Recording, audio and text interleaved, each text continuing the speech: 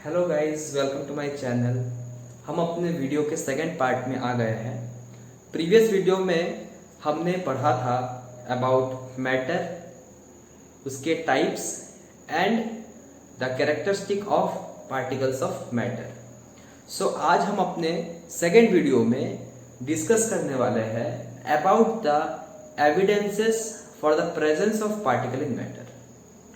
यानी कि मैटर में जो टाइनी पार्टिकल्स प्रेजेंट होते हैं उसका हमारे पास एविडेंस क्या है, क्योंकि साइंस हमेशा प्रूफ पर विश्वास करता है।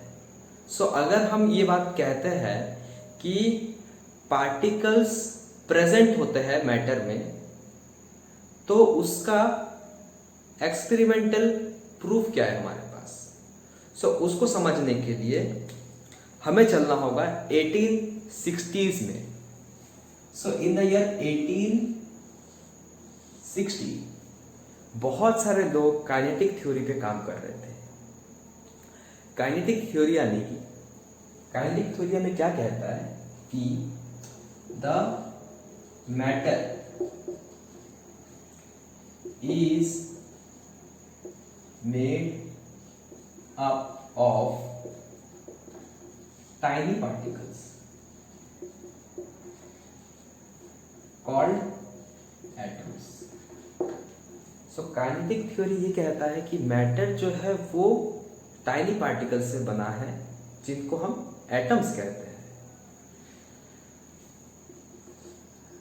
Second point, the particles of matter are continuously moving। Matter के जो पार्टिकल्स होते हैं वो कंटिन्यूअसली मूव करते रहते हैं। सपोज अगर आपके घर पे कहीं से विंडो से या अपने डोर से थोड़ा सा रोशनी आपके रूम के अंदर आ रहा होगा, तो आप वहां पे देख सकते हैं कि डस्ट के पार्टिकल्स बहुत ही तेजी से पागलों की तरह मूव करते रहता है। ठीक है, दैट मीन्स वहां पे क्या हो रहा है, पार्टिकल्स आर इन मोशन। लेकिन ये बात लोगों को उस टाइम पता नहीं था। ठीक है, उस टाइम पे लोगों को एटम्स या मॉलिक्यूल्स इन सब के बारे में कोई आइडिया नहीं था। तो जो साइंटिस्ट काइनेटिक थ्योरी पे काम कर रहे थे, उनका ये कहना था कि matter is made up of tiny particles. लेकिन लोगों का क्या था, वो भरोसा नहीं करते थे। एक साइंटिस्ट थे बोल्जमैन, इन्होंने काइनेटिक थ्योरी पे बहुत काम किया, बट लोगों ने उन पे भरोसा नहीं किया। वो लोगों को समझाते रहे कि matter is made up of atoms, उनमें पार्टिकल्स होते हैं, और पार्टिकल्स जो होते हैं इसी वजह से उसके पार्टिकल्स जो है वो मोशन भी पॉजेस करते हैं। ठीक है, वो मोशंस भी शो करते हैं। लेकिन लोगों ने उनका बात को नहीं माना और इन्होंने 1906 में सुसाइड कर लिया। 1906 में इन्होंने सुसाइड कर लिया। ठीक उसके एक साल पहले, मतलब 1905 में एल्बर्ट आइंस्टाइन ने 4 पेपर को पब्लिश किया था। 4 पेपर में से 3 पेपर तो बहुत ही फेमस थे, जैसे रिलेटिविटी पे, क्वांटम मैकेनिक्स का थ्योरी वहीं से आया था। ठीक है, तो जो चौथा पेपर था वो उतना पॉपुलर नहीं हो पाया। वो किस पे था? Fourth paper was based on the Brownian motion. Brownian motion, ये जो ब्राउनियन मोशन है ये एक साइंटिस्ट के नाम से आया। ये मोशन को एक साइंटिस्ट के एक्सपेरिमेंट के बेसिस पे रखा गया। वो साइंटिस्ट का नाम था रॉबर्ट ब्राउन। इन्होंने 1827 में एक्सपेरिमेंट किया on pollen grains. Pollen grains के ऊपर उन्होंने एक्सपेरिमेंट किया। उन्होंने क्या किया, पोलन ग्रेन्स को सस्पेंड किया वाटर में। मैंने क्या किया, वाटर में उन्होंने पोलन ग्रेन्स को सस्पेंड मतलब डाल दिया। जब उन्होंने पोलन ग्रेन्स को पानी में डाला और अपने माइक्रोस्कोप से उसको ऑब्जर्व किया तो उन्होंने देखा कि जो पोलन ग्रेन्स है वो बहुत ही रैंडम मूव कर रहे पानी के अंदर, बहुत ही रैंडम मूव कर रहे। तो उनको ये चीज़ समझ में नहीं आया क्योंकि उस टाइम पे एटम्स के बारे में लोगों को पता नहीं था, उनको भी पता नहीं था, मैटर मॉलिक्यूल्स के बारे में भी उनको नहीं पता था। ठीक है, तो उन्होंने जब ये चीज़ को देखा तो उनको लगा कि पोलन ग्रेन्स भी सरवाइव करते हैं, यानी कि पोलन ग्रेन्स जो है वो लिविंग थिंग है। बट उन्होंने अपने इस एक्सपेरिमेंट को सैंड पे किया, डस्ट पे किया और भी बहुत सारे छोटे पार्टिकल्स में किया। तो उन्होंने ये सेम चीज़ को ही ऑब्जर्व किया कि पार्टिकल्स मोशन प्रोड्यूस कर रहे हैं, वो मोशन में आ जा रहे पार्टिकल्स। तो यहां पे उन्होंने कंक्लूड किया, बाद में जब उन्होंने कंक्लूड किया कि जो वाटर के पार्टिकल्स है, वाटर के जो पार्टिकल्स है वो जब पोलन ग्रेन के पार्टिकल के साथ आके टकराता है, जब आके बोम्बार्ड करता है, कोलाइड करता है, तब उसके पार्टिकल्स मोशन शो करता है। यानी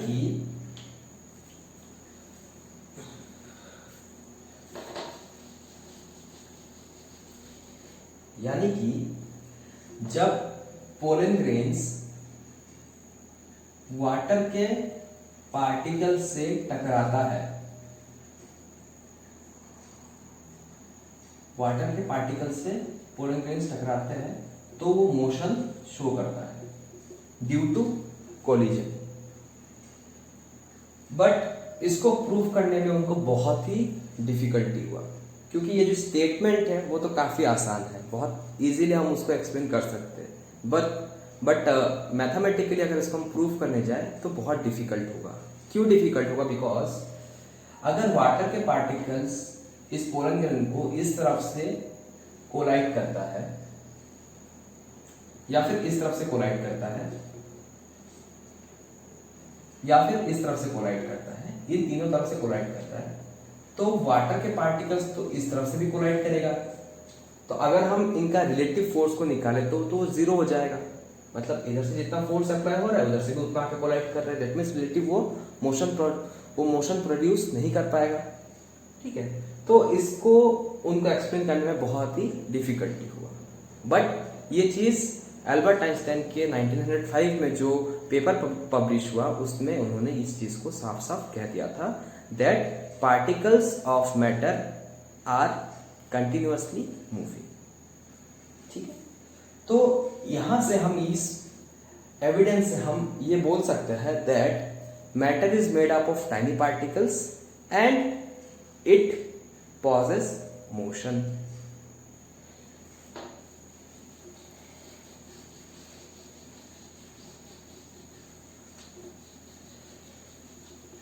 तो यहां से तो हम ये कंक्लूड कर दिए that matter is made up of tiny particles and they possess motion. Next अभी हम बात करने वाले हैं अबाउट डिफ्यूजन। ओके, सो जब मैं बता रहा था अबाउट 1860 जो लोग काइनेटिक थ्योरी पे काम कर रहे हैं वो क्या कहते थे कि पार्टिकल्स आर इन मोशन। तो पार्टिकल्स जो है वो मोशन में क्यों होते हैं?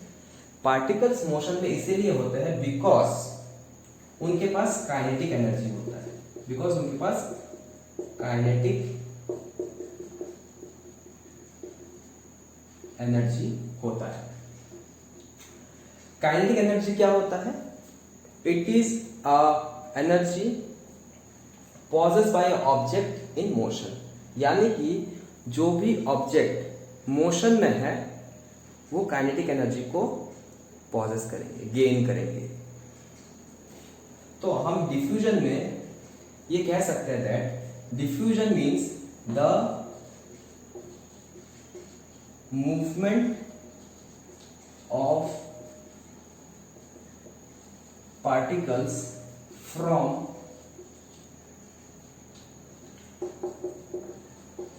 higher concentration to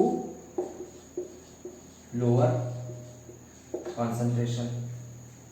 okay, so particles जो है वो एक हायर कॉन्सेंट्रेशन से लोअर कॉन्सेंट्रेशन तक मूव करता है। क्यों मूव करता है? Because they possess kinetic energy. तो पार्टिकल जब हायर कॉन्सेंट्रेशन से लोअर कॉन्सेंट्रेशन तक मूव करेगा then it will get mixed with each other, it will get mixed with each other। मतलब वहां पे क्या होगा? इंटरमिक्सिंग भी होगा। दैट मीन्स डिफ्यूजन में क्या होगा? वहां पे इंटरमिक्सिंग ऑफ पार्टिकल्स भी होगा।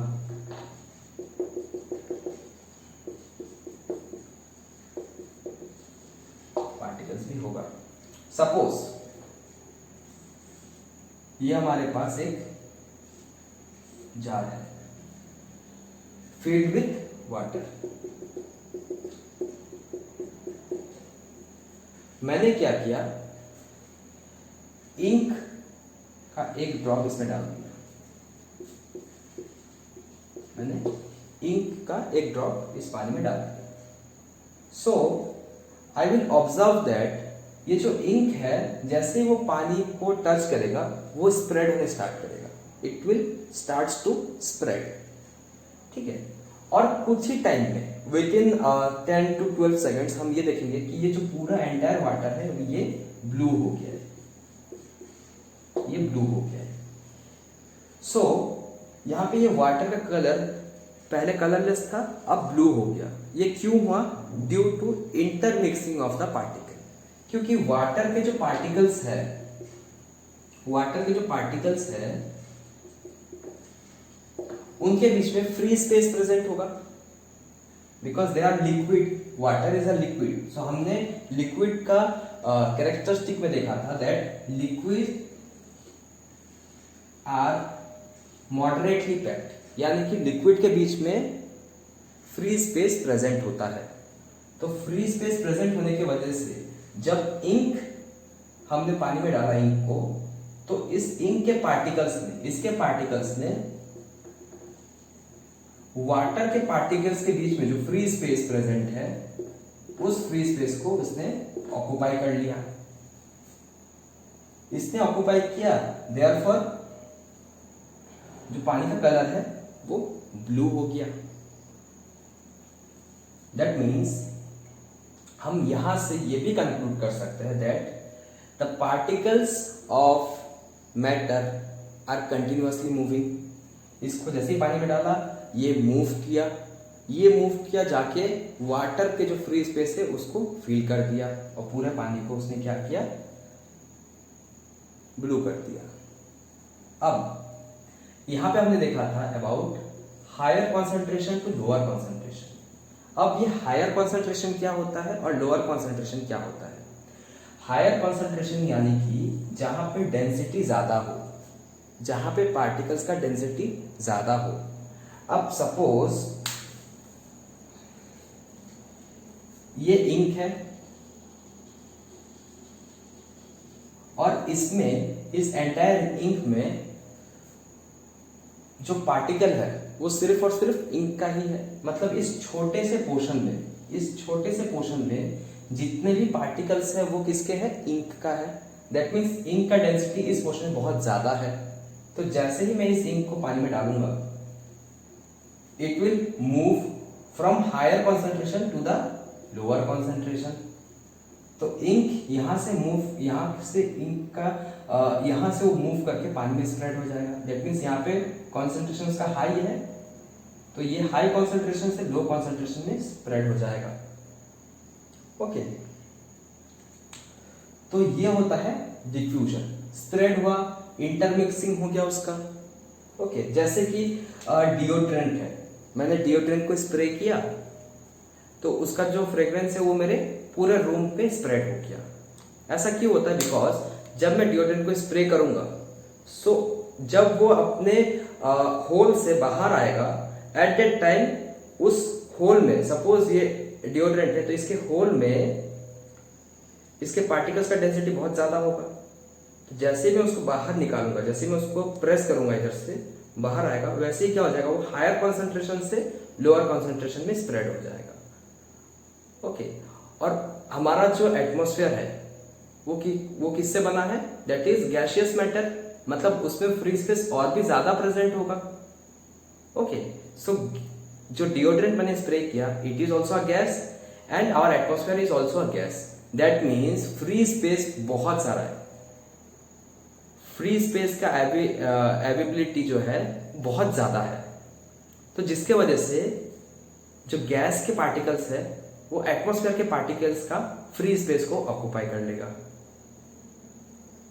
ओके, एंड जैसे एयर फ्लो करेगा तो क्या होगा, जो गैस के पार्टिकल्स है वो भी फ्लो करने लगेंगे। हमने ब्राउनियन मोशन में भी देखा था ये चीज कि जैसे ही पोलैरिटी को हमने पानी में डाला वो मूव करने लगा। वो मूव क्यों किया? बिकॉज वाटर के पार्टिकल्स मूव कर रहे थे, तो वाटर के पार्टिकल्स के साथ वो कोलाइड करके वो भी मूव करने लगा। दैट मीन्स डीओ को मैंने स्प्रे किया, उसके पार्टिकल्स एयर के पार्टिकल्स के साथ कोलाइड करेंगे और वो भी मूव करेंगे। तो यहां पे हम ये कंक्लूड कर सकते हैं that diffusion and Brownian motion are the evidences for the presence of tiny particles in matter. Particles of matter are in motion. Okay, so हमने यहाँ पे पार्टिकल्स का दो कैरेक्टर्स को एक्सपेरिमेंटली समझ लिया।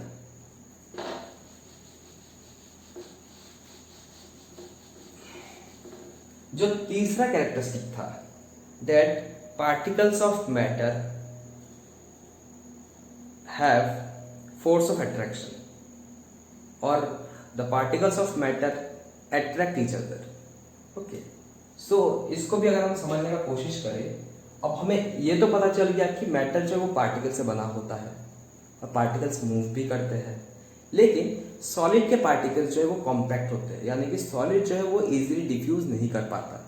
अब जैसे मैंने इंक को इस पानी में डाला तो इंक ने तो यहाँ पे स्प्रेड कर लिया, लेकिन वही इंक को अगर मैं एक सॉलिड पे